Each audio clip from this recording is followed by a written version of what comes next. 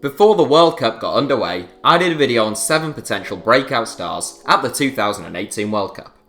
As I said then, and repeat now, to us, someone like Kylian Mbappe can't really be considered a breakout star.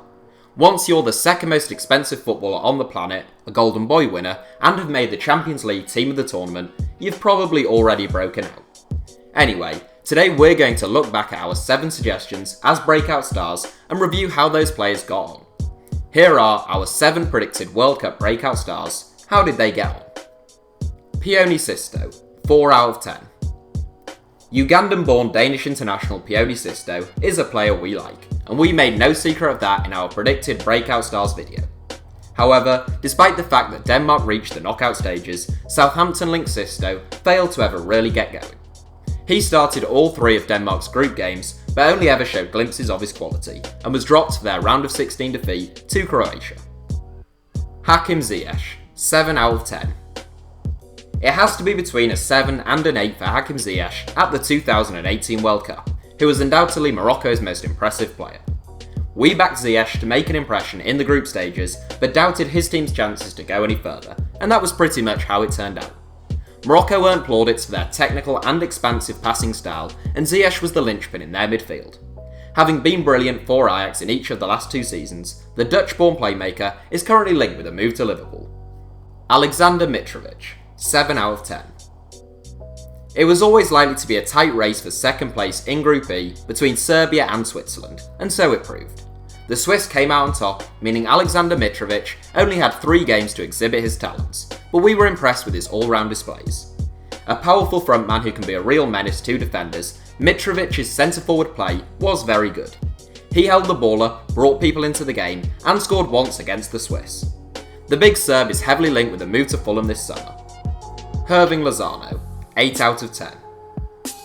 Well, there were a few doubts about Lozano's inclusion, and this one in particular is quite amusing with the benefit of hindsight. Lozano is a player who brings raw pace, directness, and a real electricity to a team's attacking play. He scored the only goal in Mexico's shock opening game victory over Germany, as well as being named as the man of the match. Lozano was key to Mexico's attacking play once more in their 2-1 win over South Korea, and although he and Mexico did little in their next 2 games, it was still a good tournament for the 22-year-old. Alex Iwobi, 3 out of 10.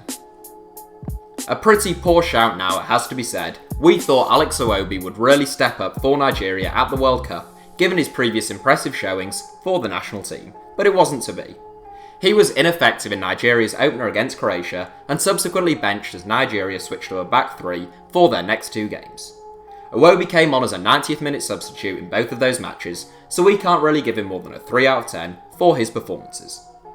Lucas Torreira, 7 out of 10. Somewhat irritatingly, Lucas Torreira was benched for Uruguay's first 2 games of the 2018 World Cup against Egypt and Saudi Arabia, coming on in both as the South Americans won 1-0. He started the last group game, seemingly Uruguay's toughest test against Russia, and the side won 3-0. He kept his place and was excellent, along with Uruguay's defensive quartet against Portugal. A tough tackling holding midfielder who provides a real screen and a touch of class in front of a backline, Torreira is someone we've talked about a couple of times on this channel, and it'll be interesting to see how he gets on at Arsenal next season. For just over £13 million, we think the Gunners have bagged themselves a really talented young player. Sergej Milinkovic-Savic, 5 out of 10. We reserve top spot in our 7 for the long-legged, tireless, and ever-dangerous talents of Sergej Milinkovic-Savic.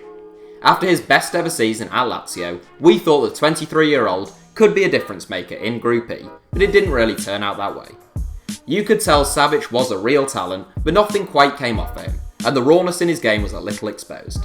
He almost scored a lovely 20-yard strike against Switzerland, but that was just about the highlight of his tournament.